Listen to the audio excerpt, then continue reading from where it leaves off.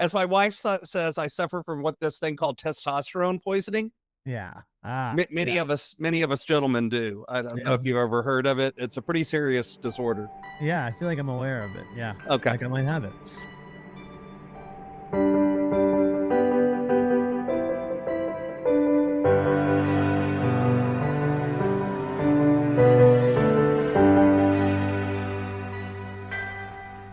Sometimes life has a way of making us feel like we're running out of time, running from one responsibility to the next, one obligation to another, emails, errands, expectations, all of it just stacking up until it feels like there just simply aren't enough hours in the day.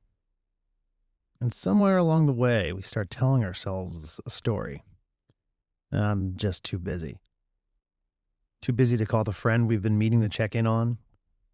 Too busy to start the thing that's been sitting on our heart.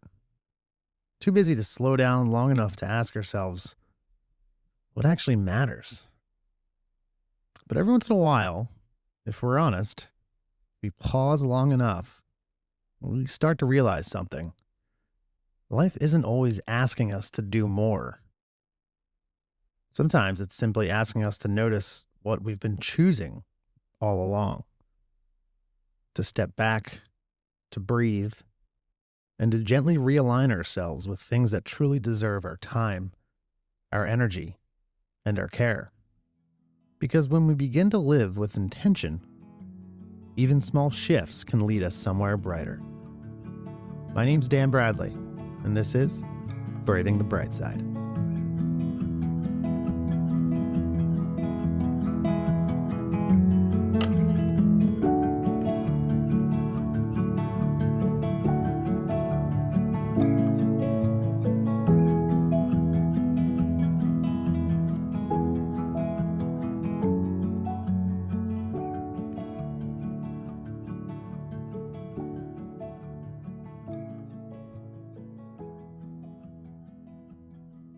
Hello, Brightsiders.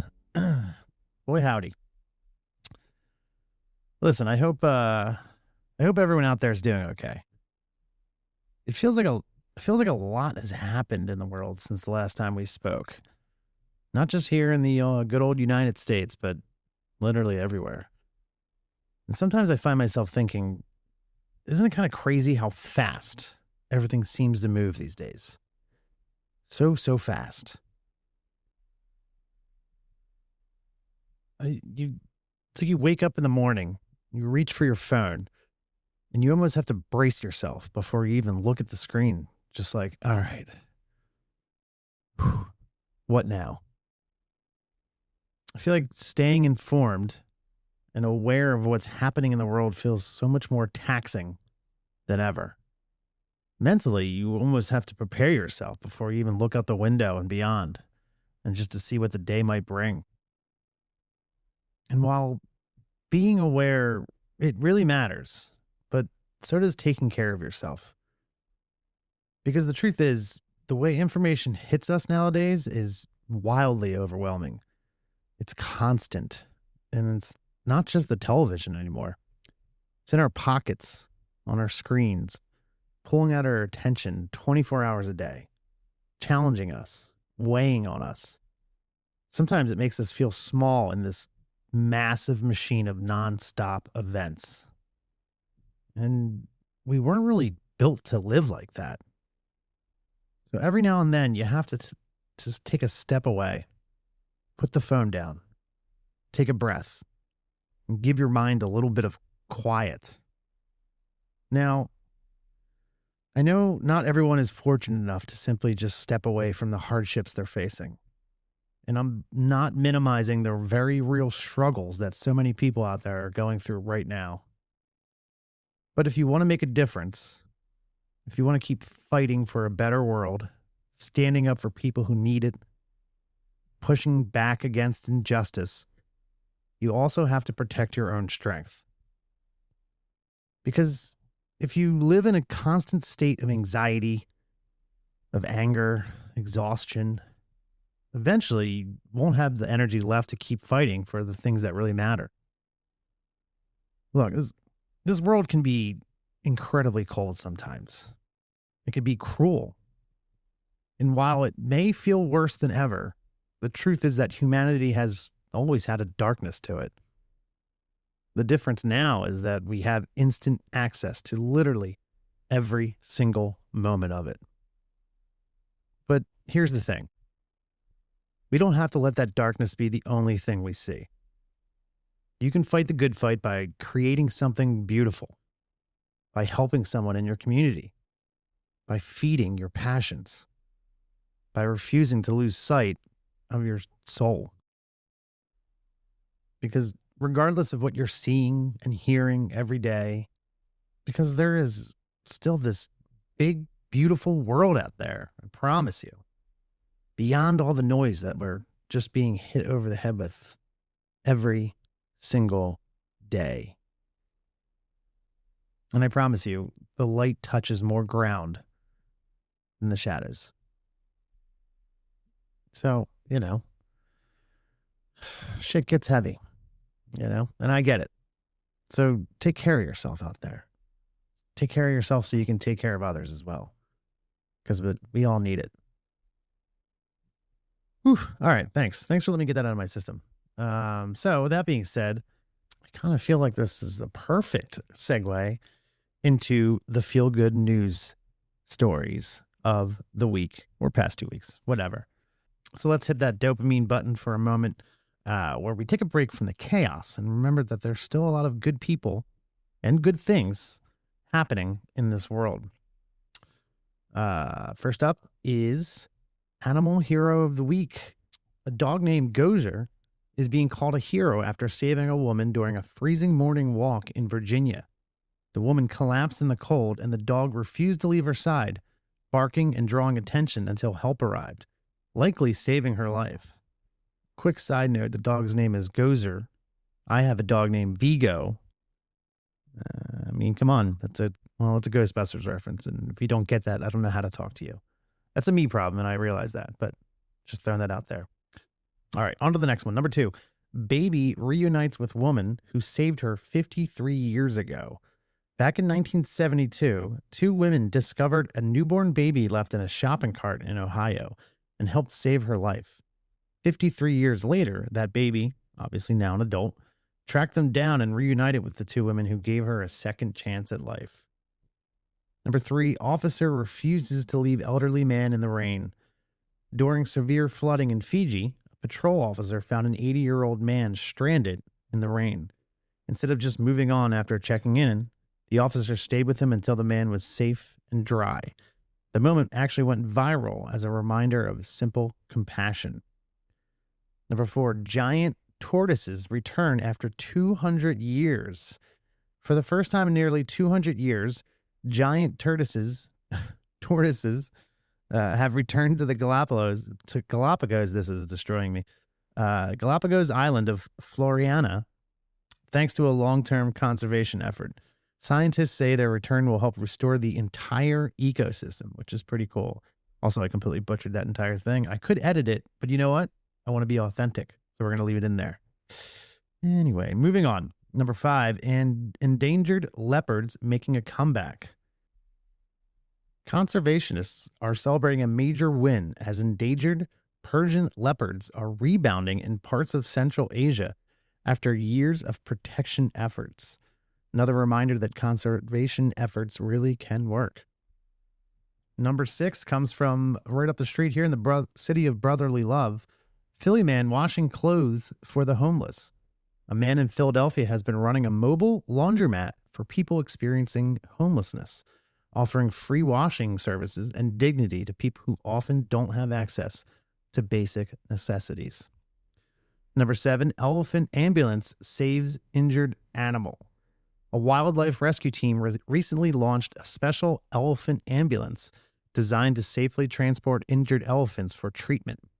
Its first mission successfully helped a 27-year-old elephant get medical care. I cannot imagine the size of that ambulance. That's awesome. Number 8, shelter dogs let dogs choose their humans. This one's pretty cool. New York Animal Shelter created a heartwarming adoption program where dogs choose their owners by approaching visitors themselves. The idea helps create instant bonds between pets and adopters. Turns out the best way to adopt a dog is to let the dog adopt you. Boom, there you have it. Those are your feel-good news stories. All right, let's shift gears just a notch. Today I'm joined by Scott Maderer, founder of Inspired Stewardship and host of the Inspired Stewardship Podcast. Scott has worked with people all over the world, helping them rethink their relationship with time, money, and purpose. But what really drew me to Scott's story isn't just the coaching work he does today. It's the journey that led him there. From teaching in the classroom to leading large teams in the corporate world, to ultimately building a life around helping people live more aligned and intentional lives. And in this conversation, we get into something that sounds simple, but can really change the way you see your life. The difference between saying, I have to, and saying, I chose to. Here's my conversation with Scott Maderer.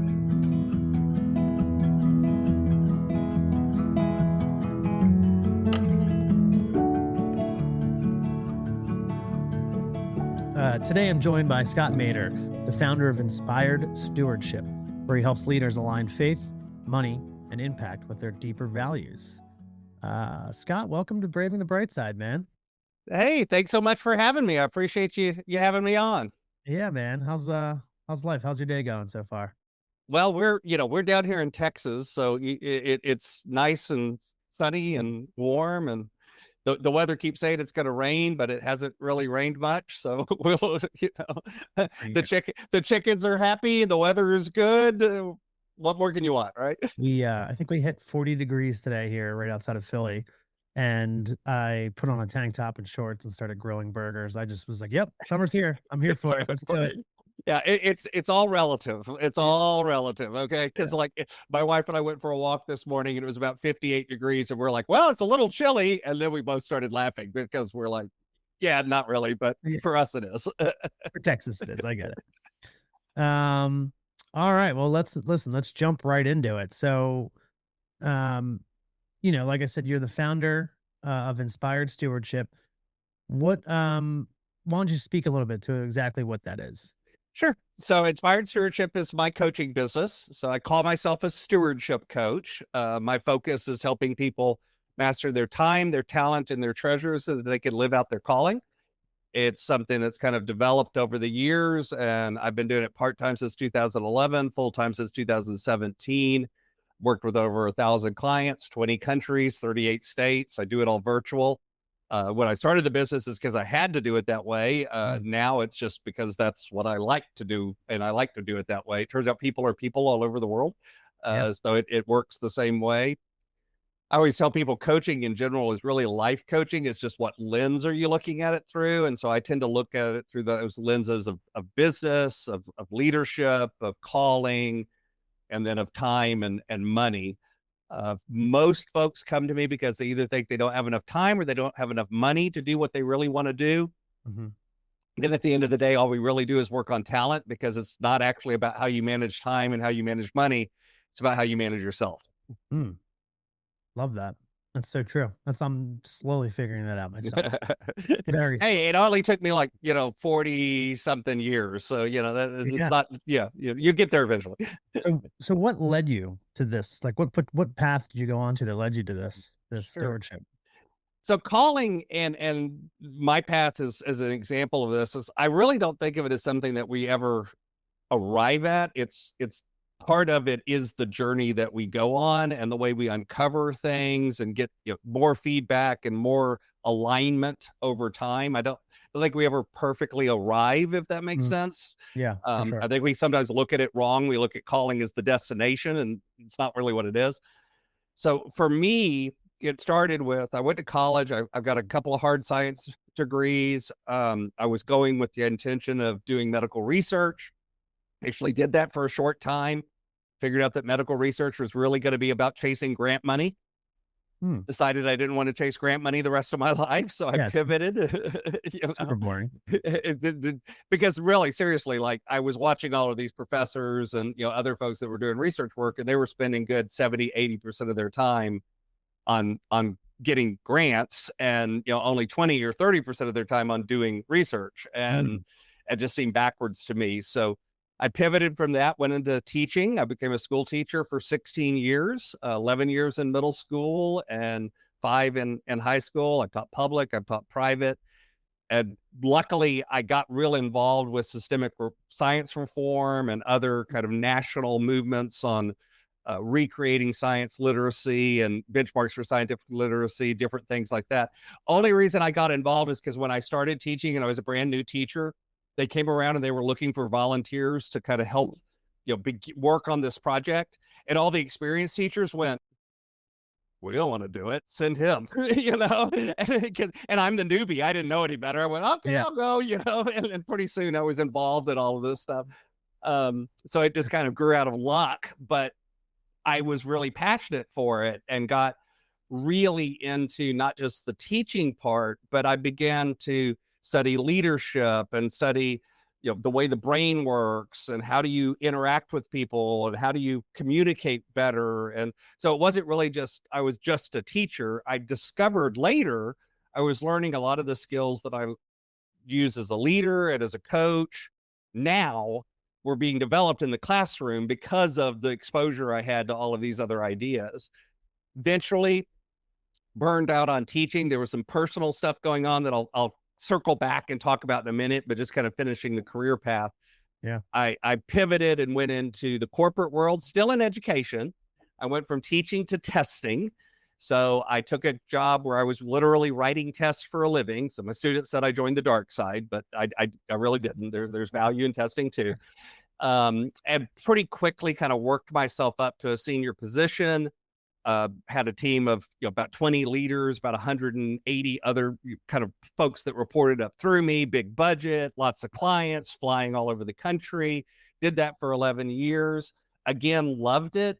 And again, took the approach of being a very coaching leader. That's one of the reasons I kept getting promoted, is because I had this attitude of almost kind of replacing myself, developing people around me to such an extent that I wasn't needed anymore. And then they'd kind of promote me to the next position because it was kind of like, well, we don't need him there anymore. Let's give him something else, And people were, it's funny because a lot of people were like, oh, you're getting rid of your job. And I'm like, no, I'm making it so I can go to the next thing. Right. It's like,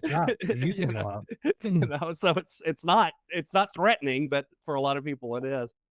So and then eventually, while I was doing that corporate job, I started coaching on the side. And where the coaching came from is, now I got to go backwards in time a little bit.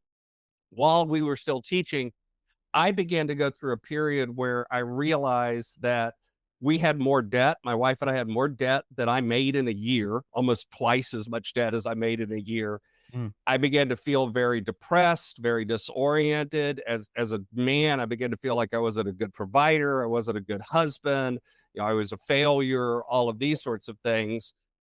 Because especially for a lot of guys, we tie up a lot of our identity in, what we do for a living and how much money we make and those sorts of things. And because I wanted to protect my wife, because I'm a good man, I'm hiding all of this from her. My wife's a smart lady. She knew what the heck was going on. Right. We all know that's a fantastic idea. Yeah. And so I'm not talking to her. And so she doesn't want to add to my stress. So she's not talking to me. Great recipe for a good relationship. It's like, don't talk to each other. So it's not working and we're drifting apart. We're headed towards divorce. I actually was suicidal because of finances. And eventually some messaging came into my life. And at the same time, her life separately, neither one of us knew this. And eventually I kind of came clean and went and sat down with my wife and said, look, here's what's going on. Of course, she said, yeah, I know. What are we going to do about it? And we really had a really blunt conversation of, are we going to get divorced and go our separate ways? Or are we going to come together and fight through this and radically change the way we think about money, the way we interact with money, the way we work with each other, the way we communicate? Are we just going to uproot everything that we've learned and all of these bad habits and burn that to the ground and build anew? Right. We decided to do that. And so in 2 years, 11 months, we paid off $78,854.42. Not that I know it, to the penny. I'm not allowed to round that to 3 years, by the way. My wife will come through the door and hit me And I really don't want to do that on camera because at the end of the day, it's 2 years, 11 months, and we paid all of that off. And what happened by then, I'd also moved to the corporate world, all of these other changes were happening. But when I say we radically changed the way we lived our life, that 2 years, 11 months, paying off $78,000, we were making $55,000 average during that time. Wow. So you could do the math and you can realize we lived on nothing, know? Yeah. And it wasn't because we had to do that. That's what we chose to do. And all of a sudden people started noticing, man, y'all are doing different stuff. And a friend of mine actually came up to me after church one day and said, hey, Scott. And I said, yeah. And he goes, y'all are kind of weird. Do you think you could help me be weird? I'm like, sure, we could do that. And so we started sitting down, and that literally was my first coaching client.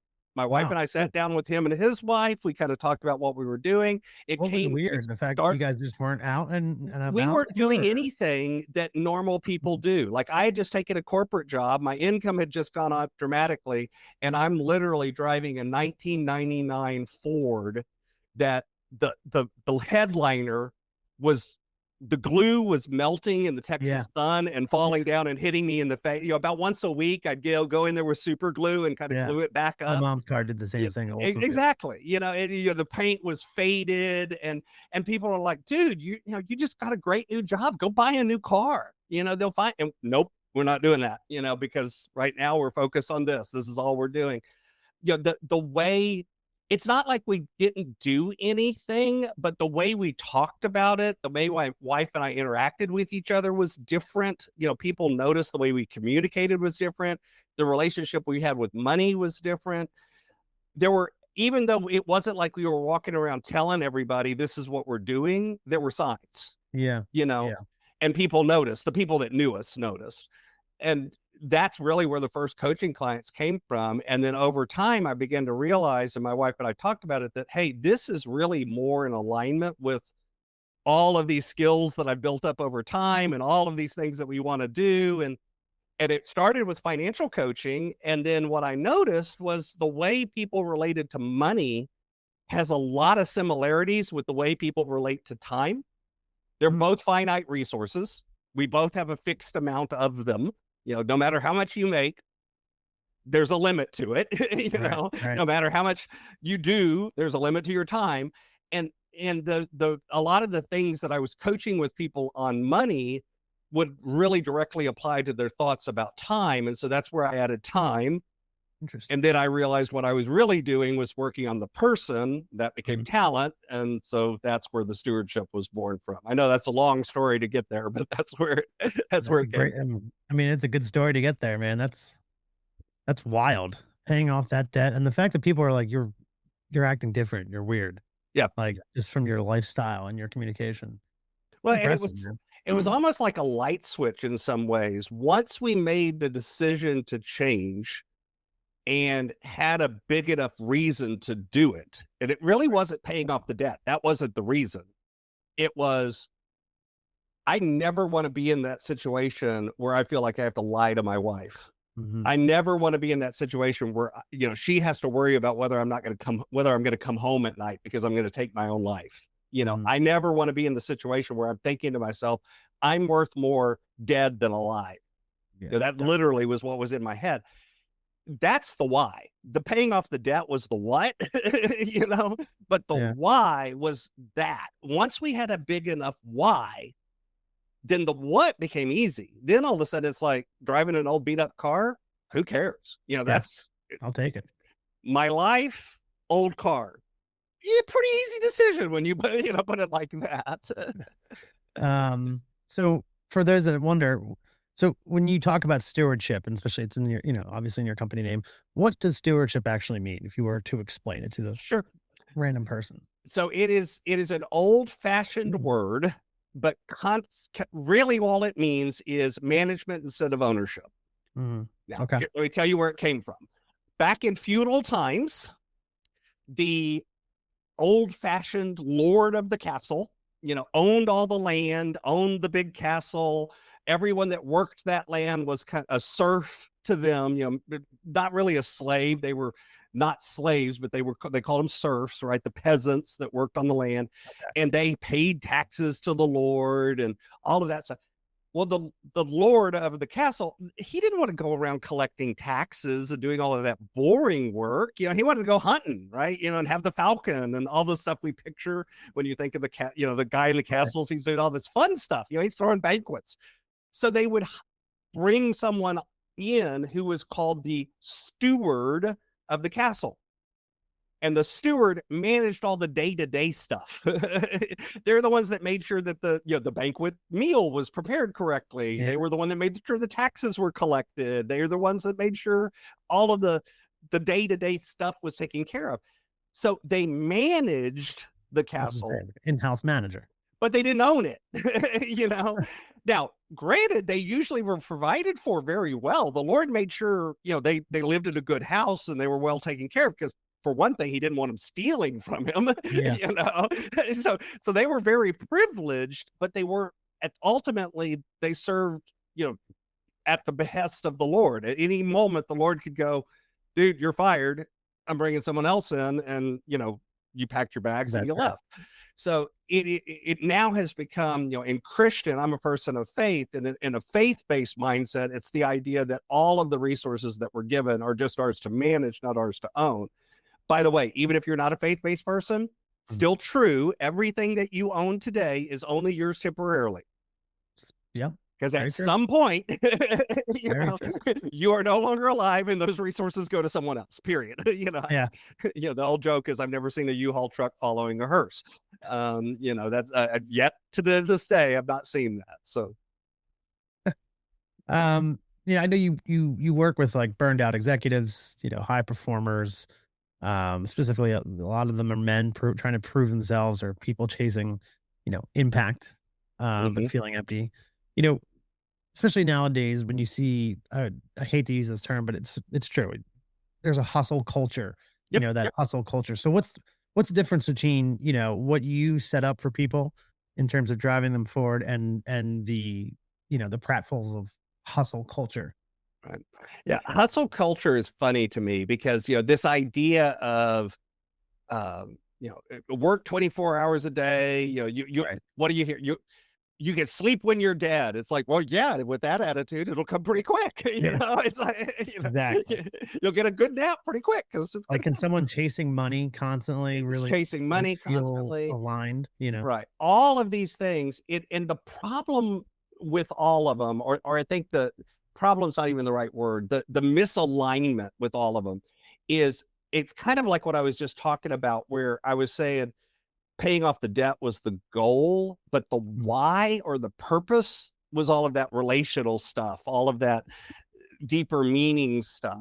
It's about freedom. It's about flexibility. It's about the ability to do what you want. Not everything you want. I mean, I cannot go buy my own country or something. I'm not that kind of rich. It's still steeped in morals, and my wife will have a lot of things that we can do that we couldn't do when we were, up to our eyeballs in debt. Yeah. And so the debt was the goal, but the purpose behind it and the alignment to our values and to our morals and to the way we want to live our life is what was really the fuel. And so what happens in hustle culture is a lot of times they confuse the goal with the purpose.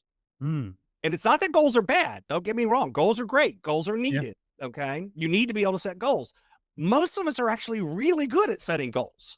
And I'll define it for you. A goal is really simple. You can recognize it because it has a beginning, a middle, and an end. What I mean by that is, let's take losing weight.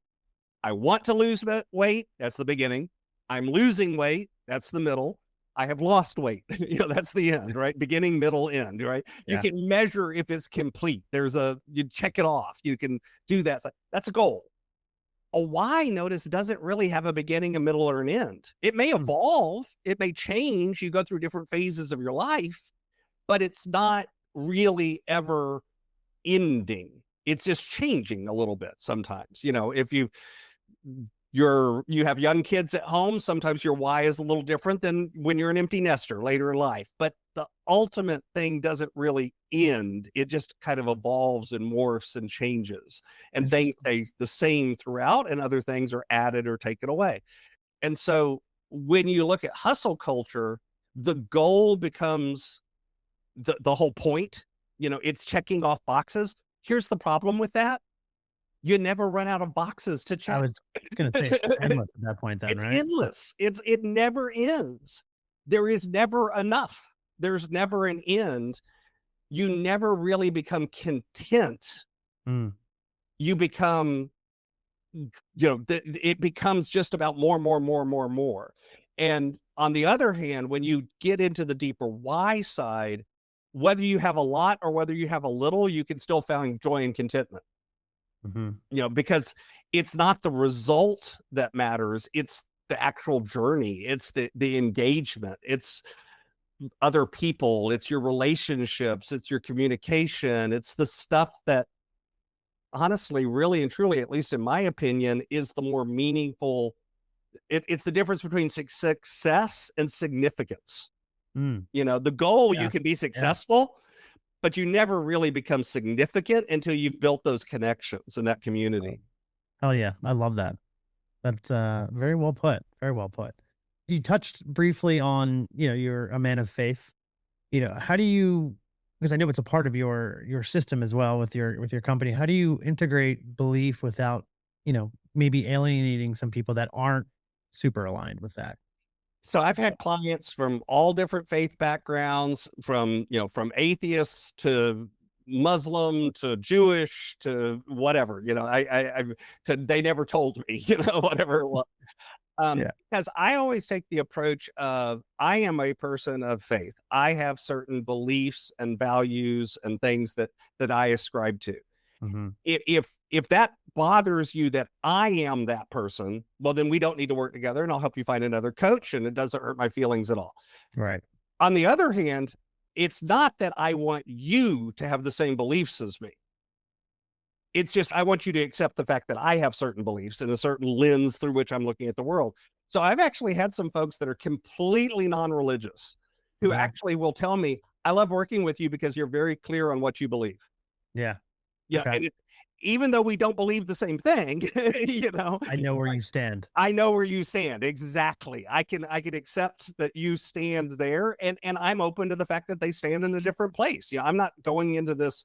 My job as a coach is not to convert or convince or to preach. I preach too, but that's not my job as a coach. That's a different setting.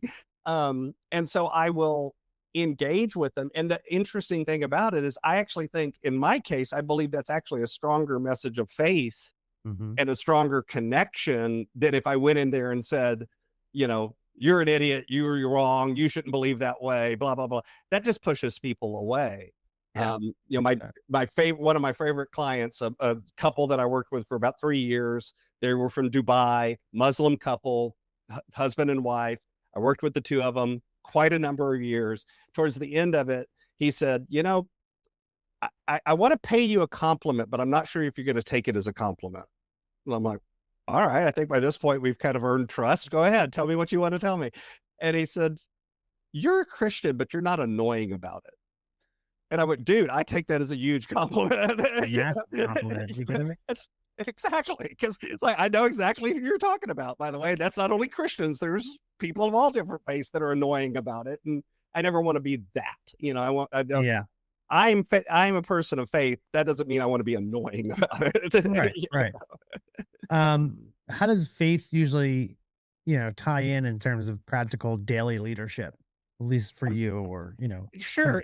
And honestly, I think it shows up for a lot of people in this way, and it really goes back to stewardship. When you recognize that whatever resources that you've been given are yours to manage, not really yours to own. And again, whether you believe that God gave them to you, or you believe you earned them, or you believe they came from a giant turtle, I don't care what, make up whatever you want.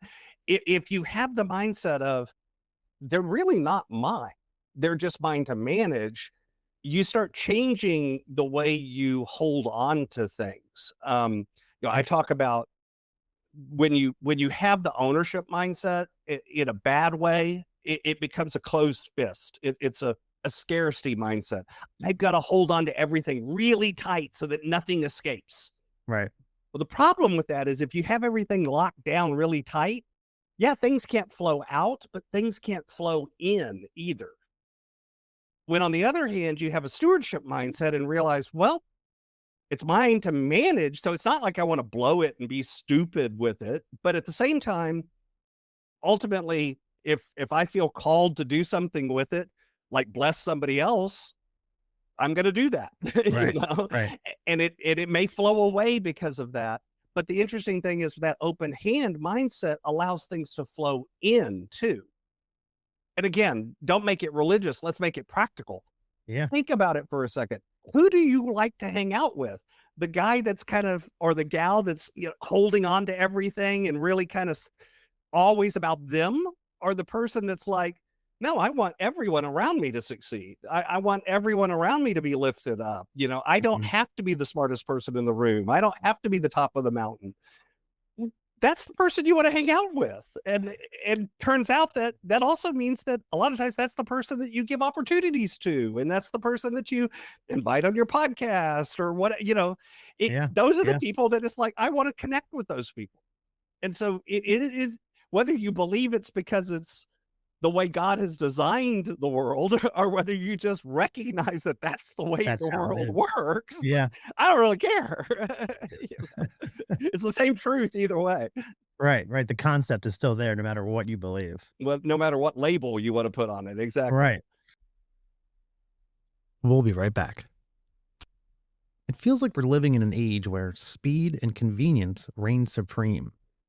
And that old cliche, they don't make them like they used to, has never felt more true. Thanks to fast fashion, clothing has become disposable. The Rethreadery is a Philly-based apparel and home shop focused on slow fashion, mending quality, pre-loved garments, and repurposing recycled materials into new, functional pieces. Every upcycled item is one of a kind, made with intention and purpose. If you care about sustainability and clothes that are built to last, check them out at therethreadery.com. And for Brightsiders, take 15% off your purchase with the code BRIGHTSIDE at checkout. Hi, are you looking for a nature getaway? A calm place to land as you begin a new chapter? I have just the place. There's a hidden gem in South Jersey, a spring-fed lake surrounded by a quiet pine forest. It's a nourishing retreat we call Haven, where guests can rest, play, and rediscover themselves. There are trails to wander, quiet spots to read or swim, and space to breathe just a little deeper. Come see what makes Haven so special. You'll find all the details in the show notes.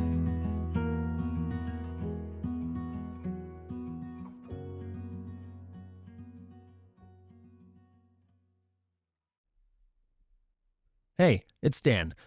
Quick question. Do you like stories that crawl under your skin, pull you in, and then still hit you with a grin you didn't see coming? Then welcome to the library of Daniel Bradley, my haunted little archive of original horror comedy tales.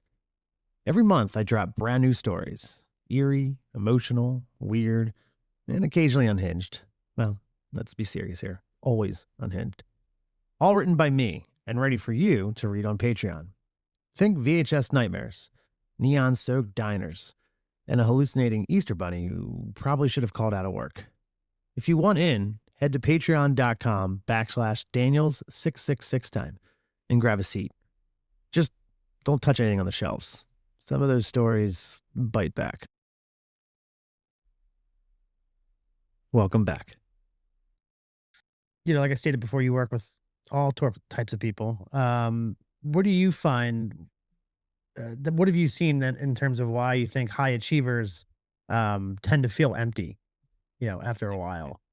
A lot of times it's, and I kind of feel like a lot of times I end up saying the same thing 47 different ways, but it gets back to, they haven't done the step of really figuring out why and what is really important. The deeper why and the deeper what. They do it at a surface level. Right, I know right. I need to provide for my family. Okay, that's the beginning, but it's not deep yet. It doesn't have, it's not the thing that you read. It's the thing you read on a t-shirt, not the thing that you read that makes you cry, or makes you choke up or makes you go, no, man, that's really it. And it's kind of the mission statement, that you think about it, right? Companies have mission statements. My old joke is, if you have to read the mission statement off the wall, your company doesn't really have a mission statement. Okay. Because nobody really knows it and they're not really doing it. It's just something you put up for marketing purposes. Right. Same thing happens with our life. If you just kind of have this surface level mission and purpose that you're living towards, no matter how much you achieve, you don't ever really feel like you've achieved the most important things because you don't even know what they are. You're almost blind to it in a way. Yeah. Yeah. So there's just almost nothing there to chase. You're just kind of just going and going and going. You're chasing empty success as opposed to, as opposed to significance, Yeah. Yeah. The old African proverb, right? If you want to go quickly, go alone. If you want to go far, go with others. It's the same mindset. If you want to go quickly, just focus on the surface level and success. Man, you can knock a lot of stuff down really quickly. And then you look up and go, huh? It's like, wow. Okay. Now what? Now what? And I run into so many people that run into the now what. And and for some people, it's like you get to that point where you've achieved some things, you've knocked it off, and it's okay that's when you find the now what, and you can find the now what then. But I've seen some people that find it early, and what's interesting is not only is their contentment and their joy deeper and fuller, they end up actually having more success too. I believe that. Yeah. It actually shows up because they're just, again, it's not magic. It's just they're doing smart things over and over and over. And the smart things aren't necessarily the big flashy stuff. They're just things like treating people right. So I work with a lot of folks that are in trades, as an example. And my joke, and it's not a joke, is, dude, if you can get your people to show up on time, talk to people politely, and clean up before they leave, you're ahead of 98% of the people that are in business in the trades. Wow. And it's true. I mean, think about it. You've had a plumber or somebody show up at your house, and they may be a really good plumber, but they're cussing the whole time they're there, or they're dirty, or they make a big mess and don't clean up after themselves, or they show up 3 hours late.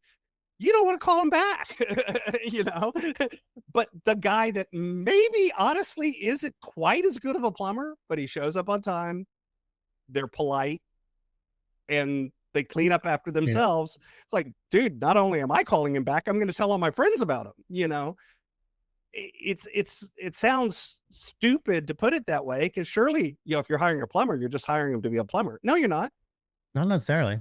Yeah. You're also hiring them. They're coming into your home. They're interacting with your family. That other stuff does matter. They're coming into your safe space. They are entering your home for sure. Character matters. I was talking to a friend of mine, and she was talking about, sometimes she can't help herself. She just enjoys spending on other people or helping other people, helping people in need, animals in need. She's like, yeah, sometimes I don't have any money for myself, but whatever. And I said, I'm a firm believer that when you raise other people and you lift other people up, and you put your heart out there, the universe will absolutely give back. 100%. And it doesn't necessarily show up in the form of money. It might, because there's kind of the idea of, if you give money, then you'll get money back. No, not necessarily. You will get back. No, but that doesn't necessarily mean it's cash, Exactly. It's connection, it's enrichment, it's a feeling of satisfaction, it's whatever, those things are actually in some ways almost more important than getting a check in the mail. Mm-hmm. Don't get me wrong. I've also seen people be blessed with a check in the mail. That happens occasionally too. We get $100 in our mailbox out of nowhere. So in a way, yeah. I've seen both happen, but it's not a guarantee that it'll happen with money. And again, sometimes it's not even direct. It's like, I have had interactions with people that there is no reason to think, like at a conference or something, where it's like, I'm probably never going to meet this person again. I'm never going to see them again. This is just a one-time thing. And then I get an email or something about, hey, Scott, I remember talking to you at the conference. It was really great. I'd like you to introduce you to this person. And then that person either becomes a client or becomes a contact or it becomes somebody that's like really integral to my life. If you don't believe that that's paying you back, it's absolutely paying you back. So it is that for a lot of people, they live at a surface level and they don't dig deep enough into what's actually important to them. A lot of times they're living out what someone else, whether that's marketing, whether that's their parents, whether that's whatever, somebody else has sold them a bill of goods that this is the way, to have success. This is the way to matter. What success should look like. And they bought into it. Yeah. And it's not really their picture of success. Yeah. Yeah. It's empty. Like you said, if I'm looking at a day-to-day, alignment, what are some small examples of alignment from day to day? So I'm going to give you two kind of things that not only can you recognize it, but you can do it. Okay. Mm-hmm. So, and I'll give you one with time and I'll give you one with money, and they're going to sound really similar because, again, remember, time and money mentally are very similar. Yeah. So let's do the time one first. If you find yourself going through the day and you say things like, I'm too busy to do fill in the blank, or, I don't have time to do fill in the blank. I don't have time to work out. I don't have, I'm too busy to go to my daughter's soccer game. These kinds of things keep showing up in your language. Here's the thing I want you to tweak. Instead of saying that, start saying this out loud, literally, to yourself and to others. Okay. It's not a priority for me to. I don't have time, not I'm too busy. That's not a priority for me. And stop and think for a minute. Imagine for a minute, you're in your office, you're working away, and a coworker comes by and they're like, Daniel, didn't you need to leave early today because your daughter had a soccer game? And you go, yeah, I'm too busy. I've really got to do this. I'm just too busy to make it to the soccer game. Your coworker kind of commensurates with you, right? They kind of pat you on the back and go, oh yeah, I'm really busy too. Really, work sucks. You kind of have that moment. And then they go on their way and you go back to doing what you're doing and you miss the daughter's soccer game. If on the other hand, you looked at your coworker in the eye and you said out loud, you know what? It's really just not a priority for me to make it to my daughter's soccer game. First off, for most of us, that feels icky. Yeah. That's a heavy hammer to drop right there. Say it out loud. Say that out loud and hearing yourself say it. For a lot of us, it'd be kind of like, I kind of really don't like myself right now. And what's more, your coworker's probably going to react like that too. Mm-hmm. Like I literally had somebody look at me when somebody said, said that out loud. They said their coworker walked over, closed their laptop and went, go, and their coworker was their boss. Okay. It's like, you can answer the email later, do that tomorrow. Get out of here. So, because literally when you say it that way, and by the way, here's the thing, saying it that way is the truth. Yeah. Yeah. If you choose to finish that email instead of leaving to go to the soccer game, you are saying this email is more important than going to my daughter's soccer game. It is a bigger priority for me to finish this email. Now, I always tell people, if you're an open heart surgeon and you're in the middle of open heart surgery, finish the surgery. That is truly more important than going to the daughter's soccer game. Fine. But be honest, 99% of the time, the thing that you're saying is more important isn't. Right. It can wait, or you can sign on when you get home and answer the email then, or you can answer it tomorrow morning, or Heck, nowadays you can answer it from your phone at the soccer game. I mean, it's not that big of a deal. 99% of the stuff that we actually prioritize over other stuff is stuff that doesn't actually matter. So true. And then look at time, look at money, same sort of idea. I have people say things all the time like, I had to buy this, or I had to spend the money this way. I had to. Think about the language, what that means. I had to means you had no choice. Right. You always have a choice, period. I'm going to be really extreme for a second. If I broke into your house and I put a gun to your head and I said, Daniel, I am going to shoot you if you don't do something. I bet you there's some things that if I said, hey, Daniel, if you don't do this, I'm going to shoot you, you'd happily do it. It wouldn't bother you a bit. You'd be like, go for it. Don't kill me. But I bet you there are some things where if I said, you're going to have to do this or I'm going to have to shoot you, that you would look at me and go, you're just going to have to shoot me. I'm not doing it. Okay. And a lot of times they're the things that involve like your family or, that kind of stuff, right? Mm-hmm. It's the stuff that really matters. Non-negotiable. It's the non-negotiables. It's the, and again, that's an extreme. I know I'm taking an extreme thing, but if in that extreme of a situation, you still have the power of choice, then you always have the power of choice. Mm-hmm. So admit it. Stop saying I had to and just say I chose to. Right. And again, by the way, I'm not even saying it's a bad choice or a good choice. That's not a value statement. It's an observation of the fact that you have the power of choice. There may be consequences to the choices you make or don't make, but you have the power of choice. And so when you recognize that with your money, all of a sudden you can start saying different things. What you'll discover is a lot of times the reason people don't want to budget and don't want to look at time and money as finite resources is because they feel like it's restrictive. Well, here's the truth. It's not about what you're saying no to. It's about what you're saying yes to. You only have so much time and money.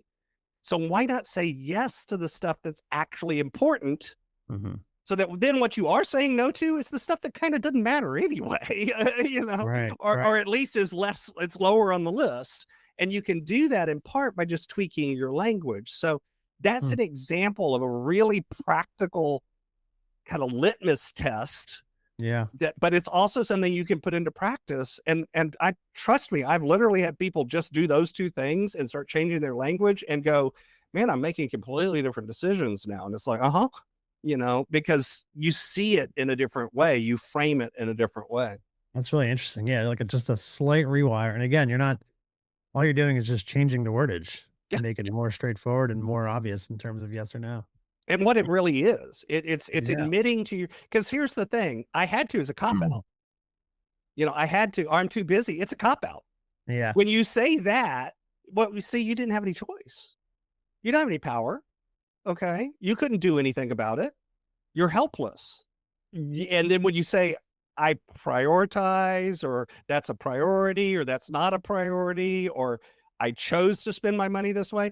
Part of the reason that feels icky is because all of a sudden you're going, ooh, I did have power and I still did something stupid. Yeah. But it's better to recognize it because that's how you change. That's how you make change. I mean, I'm not gonna lie, you were talking that and immediately in my head, I'm like, I need to buy this new shirt, this new gym shirt. I'm like, God, no, I didn't need to do that at all. Yeah. But that's how we think about it. And again, it's not that it's bad to buy the shirt. I need to buy it or I had to buy it. Same thing. It's the same kind of phrasing. No, I'm choosing to buy a new gym shirt. Okay. That doesn't make it suddenly bad, but it does make you stop and go, wait, is there something else I should choose instead? Right. Yeah. Yeah, because there's always an opportunity cost, okay? With time and money both, there's always an opportunity cost, okay? Opportunity cost is a fancy term in economics. It simply means I can't spend the same dollar or the same second twice. Right. If I spend $1 on a gym shirt, I'm saying no to something else. By definition, if I spend my dollar that way, I can't spend that same dollar a different way. It's fine. Give me that Batman compression shirt. This is fine. Exactly. It's same thing on time. If I choose to spend my time doing a podcast interview, you're choosing to not spend that time in a different way. Yeah. And again, that's not a value statement. That's good or bad. It's just why not admit that and then make deliberate choices and intentional choices. Fascinating. Absolutely fascinating. I love that. How do you feel about throwing some tips to our listeners? Sure. See what we can do. What's one daily habit to live more aligned? So the daily habit is the idea of coming down to it's really around awareness. And now let me kind of step up. It's a loop with everything you do, and it works from a day, and then it kind of, think of it like Russian nesting dolls. You do this daily, which leads to doing it weekly, which leads to doing it monthly, which leads to doing it quarterly, which leads to doing it annually, which leads to doing it across your whole life. It's think about those nesting dolls. Oh, right? I got it. Yeah. At the lowest level, though, it's the idea of plan. This case, plan your day. Look at your day ahead of time and think about, what am I going to do? What am I not going to do? What's the most important things? What have I already committed to? What's on my calendar that I have to do? So on, right? What is the reality? Because I've seen people sit down and in the planning part of their day, they've got like 72 items on their to-do list, and they've got 6 meetings in an 8-hour day. And each meeting is an hour long. It's like, dude, you're not going to do 72 items. Why are you lying to yourself? Your list that's impossible, and then what happens? You get to the end of the day and you're like, man, I barely checked anything off of my list. I'm a failure. No, you're not. You just didn't plan the day realistically. Look at the reality and plan around it. Then execute. That means actually follow through on the plan. Most people kind of do those 2 steps, but here's the real key. You have to add to the habit, then review, reflect, revise, repeat, the R's. Okay. Meaning, get to the end of the day, review what happened. Reflect on what happened. What was the things I had control over? Well, there was that 45 minutes that I was scrolling cat videos. Maybe I can avoid that tomorrow, that kind of thing. Or, you know what? It turns out that every single day for the last 2 weeks, I've had about 60 minutes of time that comes up that's just, my boss walks in and dumps stuff on my desk and says, hey, do this right now. Maybe I should start planning for the fact that I'm going to have about an hour a day that's just unplanned work and put that on my calendar. Okay. By the way, I have 90 minutes a day for unplanned work to this day. Okay. Because something happens. Okay. Yeah. So I just built it into my schedule. I built in time for stuff happens. Because happens. I know, I don't know what it's going to be, but I know something's going to happen. So it's that plan, execute, review, reflect, revise. What changes am I going to make? And then repeat, do it again. And if you do that every single day, and you do that every single week, and you do that every single month, you'll make tremendous progress over a year. Every day, you're just making a teeny tiny change. But over a year, you'll make a big change. By the way, this same thing works with money. We call it doing a budget. That's a plan. Then we execute on the budget. Then we review. Then we reflect. Then we revise. Then we repeat. Okay. It's the same concept because both of the resources are finite. That's why the thing framework works for both. So whether it's you're struggling with money or you're struggling with time, if you add that habit of plan, review, plan, execute, review, revise, reflect, repeat. Okay. Reflect, revise, repeat. I did the R's out of order. Then you'll see, I guarantee you'll see improvement by the end of the month, and you'll see tremendous improvement by the end of the year. Fascinating. What was it again? Execute? So plan, execute, and then review, reflect, revise, repeat. Got it.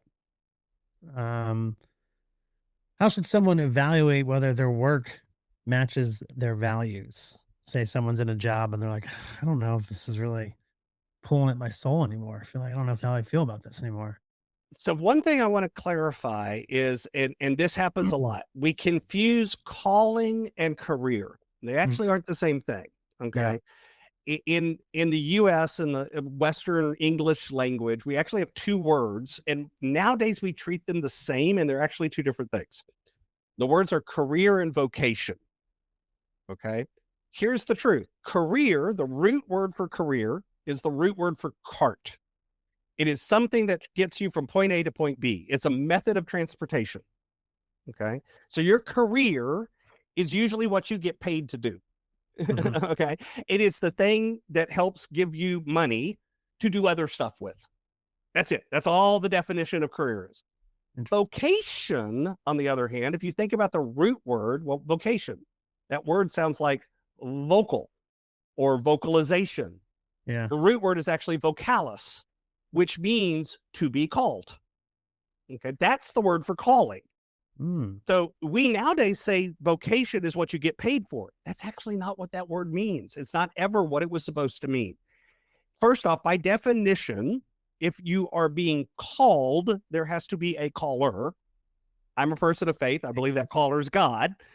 But again, I don't care what name you want to put on it. The universe, karma, higher powers, just the way the world works. I don't care, whatever name you want to give it. The idea is there's stuff outside of you, bigger than you, that sort of is behind your purpose, your passion, the things that drive you. That's that why that I was talking about earlier. It's that deeper stuff.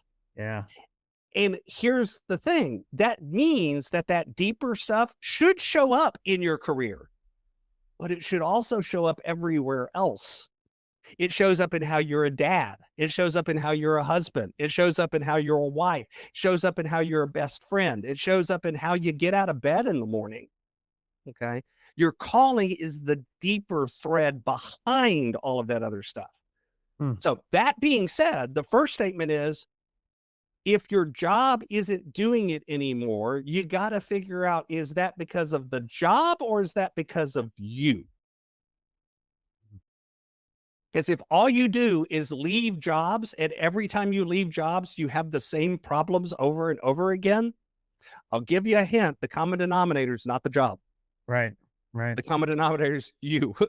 And you got to fix your attitude. You got to fix your alignment. You got to fix what again, you haven't done the work then of actually figuring out what's important to you. Okay. And sometimes, yeah, we have to go do things and experiment and get feedback and, figure out, was this right or wrong and all of that. Sure. I'm not talking about that. I'm talking about when you've been in the same dead end job for 10 years and you've hated it and you've moved from company to company, but you've never really grown. You never really changed. You're just kind of stuck. That's not a job problem. That's a you problem. Okay. Now, here's the nice thing. That's also a fixable problem, because we just got to step back and figure out what actually matters. And I have actually had people that have discovered when they do that work, all of a sudden their job doesn't suck anymore. And they're like, why doesn't my job, I hated my job. And now I kind of like going to work. And it's like, well, yeah, because all of a sudden you're seeing the way. It's not that it wasn't aligning with things. It's that you weren't seeing the alignment with things. And then you also aren't strong enough usually when you can't see that connection. You don't stand up for stuff.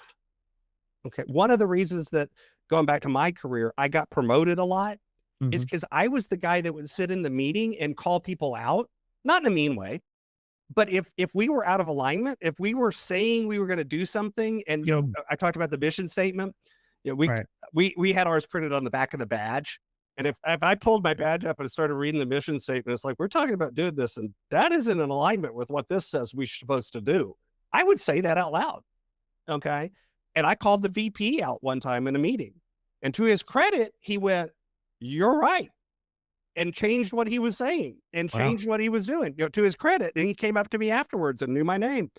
And that could have been very good or very bad. In my case, it turned out to be very good because he took it. But here's the thing. The reason I did that is because I knew what my values were. I knew what I stood for. And it was important enough for me to be in alignment with those things that I knew I could get fired for this. I'm going to do it anyway. Because it's not about, do I get fired or not? You know what I mean? It's about being true to who I am and being true to what I stand for. So until you know what it is, you can't have those moments. It's the old thing of, if you don't stand for something, you'll fall for anything. Fall for anything, yeah. That's the expression for a reason, because you've got to do that work of figuring out what's actually important to you. And by the way, it's going to be different for different people. A lot of times, even if it's the same, it's in different words and different language and has a different connection. The way I say it isn't going to resonate with you as well as if we can get you to the point where you say it. Yeah. I can't tell you your why. Right. You got to tell me. That's the only way it works. That's the only way it comes. Yeah. Fascinating. In your own words, what do you think Braving the Brightside means? For me, when I heard that title, I would call it leaning into being true to what is good, what is right. For me, that includes standing up for justice for people that can stand up for themselves. That would include calling out the VP in a meeting if they're not, really speaking their words of value. It's being brave enough to stand up for what you believe is right, even when everyone around you is saying you should never do that, or that's the wrong thing to do, or, oh my God, I can't believe you would do that, kind of thing. And of course, the first step to that means knowing what you think is right. And then the second step is, because bravery is not being unafraid. Bravery is doing it even though you are, Exactly. And so to me, that's what I hear when I hear that name. That's awesome. God, what a great answer. Thank you for that. Well, let's talk about your business here. Let's promote some stuff. And you're doing a lot of things out there. You got a podcast out there, right? Yeah, I've got a podcast. I've got a couple of books. One I published, and then I've been in a couple of anthologies with other authors. My podcast, I'm up to about 1,800 episodes now. So there's a lot of content out there. If you want to go dig out the old stuff, please don't go to the very early stuff. Just skip over the first 100 episodes. Every podcast you're watching. How what? I'm at 25 right now. So okay, there you go. Well, I've been podcasting for 7 years. And for a while there, I did it 5 days a week. And then for about 2.5 years, I did it 6 days a week. So I've got a lot of content. Some of it's solo, some of it's interviews. There's a pretty wide variety out there. Then, of course, the coaching business. I've been blessed to work with clients all over the world, like I said earlier. And that's, for me, my commute is a lot better than the corporate job. It's about 30 seconds down the hall to my home office. And the coffee's better in the break room. But the lunch partners are more attractive. My wife. Nice. Nicely done putting that in there.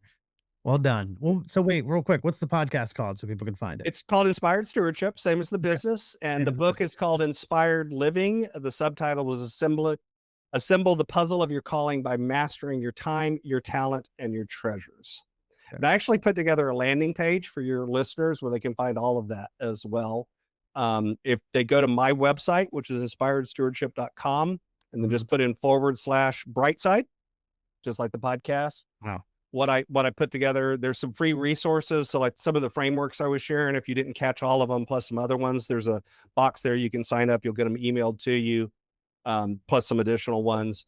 My podcast link is on there. My book and purchasing my book is on there, as well as how you can jump on a call if anything I said resonated with you and you'd like to talk more about it. There's a place to schedule a call as well. And again, you can find all of that in inspiredstewardship.com /Brightside. I can put that in the description of the episode too. What a pro. Look at you having this whole separate Brightside section for listeners to jump into. I could learn a thing from you, I think. That's something I started doing because I stole it from somebody. One of my guests did it and I went, that's brilliant. I'm stealing that. I think I'm going to steal that as well. So you have you have my fair permission to steal it as well, because I stole it from somebody else. That's amazing. Scott, this has been a fantastic time chatting with you. Thanks for opening up, telling us your story, and then also answering the questions in terms of really breaking it down in terms of how people think and how they can enrich their lives. Though, I mean, some really, really good stuff in here. Absolutely. I hope so. Hopefully your listeners got some value from it. And again, I look forward with connecting with any of them, anybody that, and that's not a sales pitch, by the way, folks. If you just want to jump on a 30-minute call and ask a question, or, hey, I wasn't sure what you meant when you said that, do it. If you haven't figured out by now, I'm pretty laid back. So yeah, I can attest to that. Yeah. Well, listen, this has been great. I really appreciate your time and your patience with all the stuff and all the emails. Absolutely. I'm going to get my headshot together and send it to you. So hopefully I can get on your podcast. Perfect.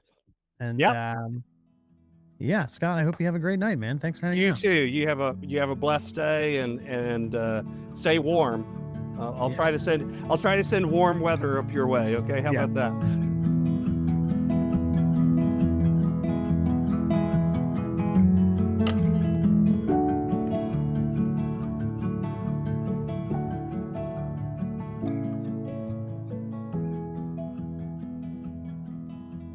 Scott, I really appreciate you taking the time to come on and share all of that with us today. I think there was a lot of really powerful ideas in this conversation, but one that really stuck with me was the shift in language you talked about. Moving from I have to, or I'm too busy, to I chose to. It sounds simple, but when you really sit with it, it changes how you look at your priorities and how you take ownership of your time and your life. So Scott, thank you again for coming on and sharing your perspective with us. I really enjoyed the conversation. And with that said, if you're struggling right now, please remember this. None of us are meant to do this alone, and you don't have to. If something in today's conversation stirred something in you, or if you just need someone to talk to, I'd generally love to hear from you. You can reach out anytime at bravingthebrightside@gmail.com or find me on Instagram at braving_thebrightside. And if you've got a story you feel called to share, well, maybe your voice is one we need to hear on this show. Thank you for spending a little time on the bright side with me today. Until next time, keep braving it. One step, one sunrise, one honest conversation, and yes, one intentional choice at a time. I'll see you next time.